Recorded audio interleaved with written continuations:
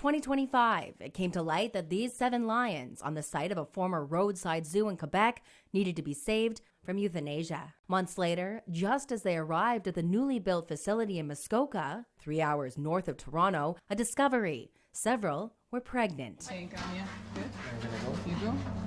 The single cat had 6 cubs in her that were all about 2 weeks overdue. And so it was a recipe for disaster. That female was named Kiwi, and what the surgeons found, tough to imagine. When they went in to do emergency surgery, most of those cubs were not viable cubs. First-time mothers, inbreeding, really the cards were stacked against some of these lions. And so we're so grateful for Mango, who did survive, but her mother died during childbirth after having a litter of 6 that were overdue and emergency surgery by wildlife veterinarians to save her life. Unfortunately, it couldn't be done. And this is the sad, sad truth that happens at so much of the surplus breeding and roadside zoos.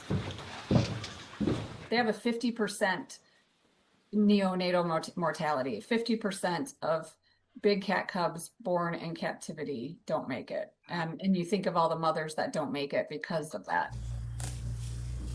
But from tragedy came a bit of hope by way of this little cub. Mango's named after her mother, Kiwi, who passed away. So kind of an homage to Miss Kiwi, who did not survive.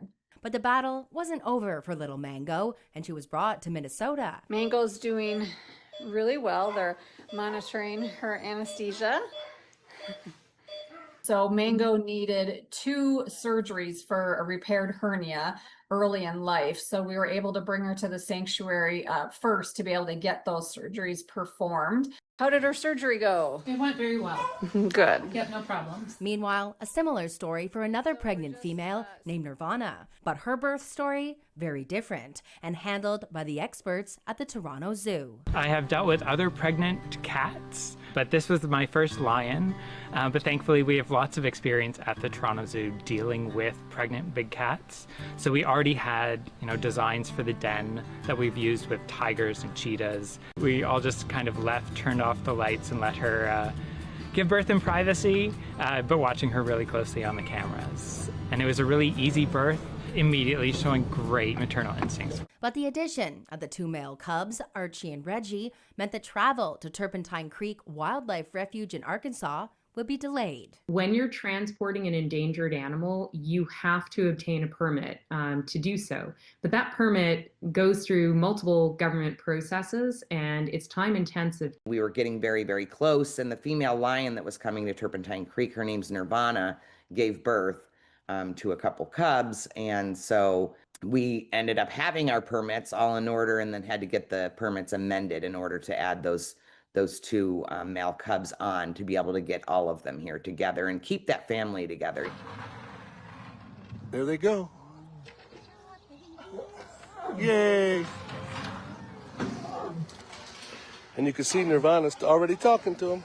In the wild, they would give birth once every 2.5 to 3 years because they raise their offspring till that age. In captivity, as soon as they pull the cubs and sell them, they go right back into estrus and they rebreed them. So they're breeding these cats maybe 1 to 2 times a year instead of 1 every 2 to 5 years in the wild. And so that causes so much genetic issues, so much stress on the cats. According to international wildlife protection charity ZooCheck, of the 150 permanent wildlife display facilities in Canada, 50% are considered roadside zoos. I think it's hard for a lot of people because they might go to a roadside zoo and say, oh, there's a little lion in a cage, and that's what the whole story is to them. But when you're in this rescue industry, the whole story is so much more than that. It's when they get sick, when they don't get vet care, when they're not getting a proper diet, when they're fighting for food, when they're inbreeding and then they're dying during birth. For the 9 that did survive, the final destination, the United States, and their forever homes, now on the horizon.